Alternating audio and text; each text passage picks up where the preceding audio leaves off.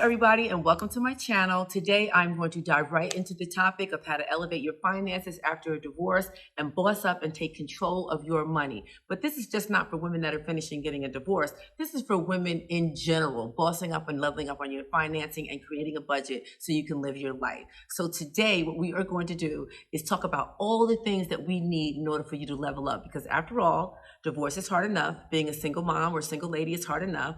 But let's get that money in check, because that's when the real power moves come into play.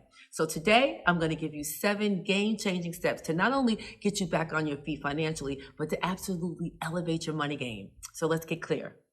The first thing I want to do is everybody needs to be clear of your money situation. And what does that mean?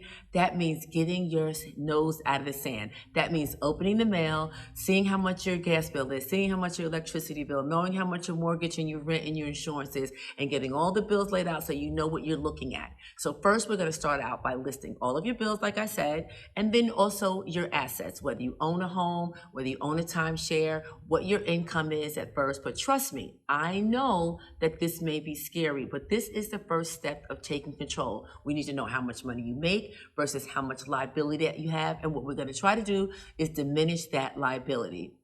So the first thing that we're going to do is we're going to clean up shop. So you know how you go to the refrigerator before you go Thanksgiving shopping, you determine what you have so you know what to buy. The same thing is what we're doing here. We're going to know what you owe to determine how we're going to chop it up and reduce it. Now that you've got the lay of the land, it's time to create a post-divorce budget, or even a budget that puts you first, even if you're not getting a divorce, but you just don't know how to get your finances in check. So this budget should reflect your new life, your new single you, your rent, utilities, insurance, childcare if you have that, and fun. Yes, fun. You deserve to get paid first and have your money be enjoyed by you. After all, you worked hard for it.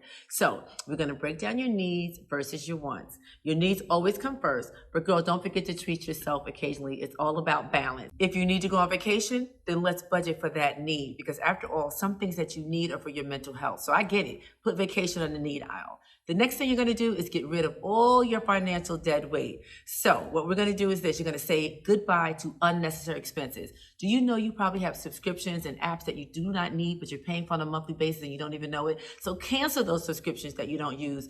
Renegotiate your bills. And trust me, you can renegotiate almost every bill that you have. So go bill by bill, even your utility bills, try to negotiate them. You can even sell marriage that you have left over from your marriage, your old china. You can sell it and stack that cash. Remember, every dollar you free up is a dollar towards building the life that you want. You're not just surviving, you are thriving at this point.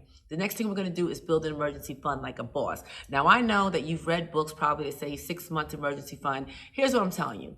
You could do 3 months. Let's do 3 months emergency fund. And what does that mean? It means taking a percentage of your income or a dollar amount that you put forth every month and just stash it aside in an account that gives you at least 4% interest. Banks nowadays, without any minimum balance, are giving you 4% interest. So having 3 to 6 months of expenses saves you a safety net, and it makes you be able to sleep at night. It's about peace of mind. So we're going to start small, even if it's just $50 a month.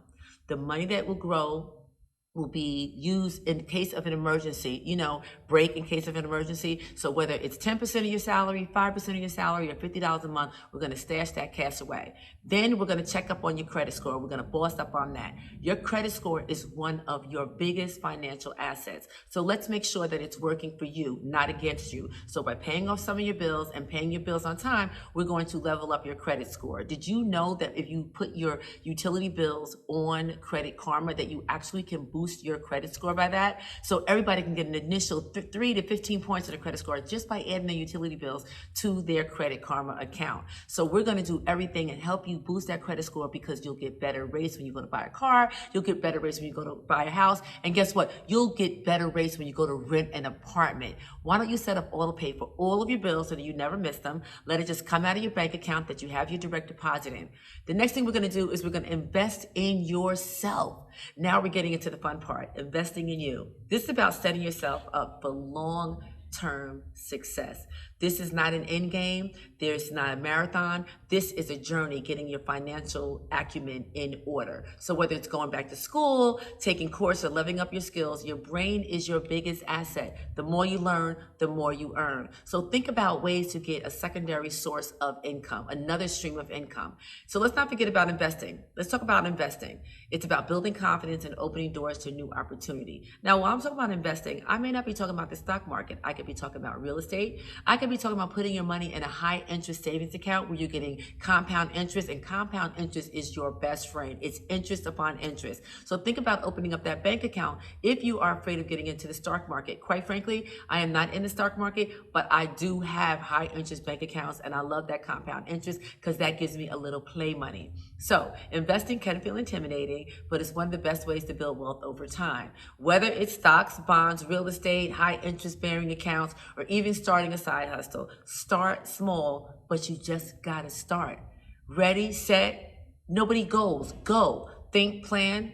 Nobody executes, execute. I'm asking you to execute and to go on your financial plan. Open a brokerage account, invest in a low-cost index fund, put your money in a money market that's going to yield at least 5% or 4% interest, because like I said, compound interest is definitely your best friend. Think of investing like planting seeds. You may not see the results at first, but know and give it time that underneath the dirt, it is growing. And once you see the green, you'll have the forest of financial freedom. So here's a bonus tip. Find a money mentor. Get a certified financial advisor. If you're serious about leveling up your finances, find someone who can guide you. You don't have to be rich to get a financial advisor. In fact, everyone needs a financial advisor, just like everyone needs a will. So whether it's a money coach, a financial planner, an investment group with friends of yours, or joining an online community of women working on their financial goals, you can get advice from those women. They hold you accountable. You need a group, someone who's going to make you stay focused on what your game plan is. But remember, while you're working on this game plan, you're also having fun. It's like having a personal trainer for your money. And we all know results are better when you've got someone cheering you on and holding you accountable. So ladies, financial freedom is yours for the taking. Divorce is just the beginning of your financial glow up. And remember, this is just not about women getting divorced. This is about all women who are single, or even if you're married. Level up your own finances, because your credit score is your credit score. If you're ready to start bossing up your finances, hit that subscribe button, hit the like button, and do me a favor, comment below and let me know what your favorite money saving tick is, because what we need to do is stack those coins. Have a great day, and I'll see you at the next video.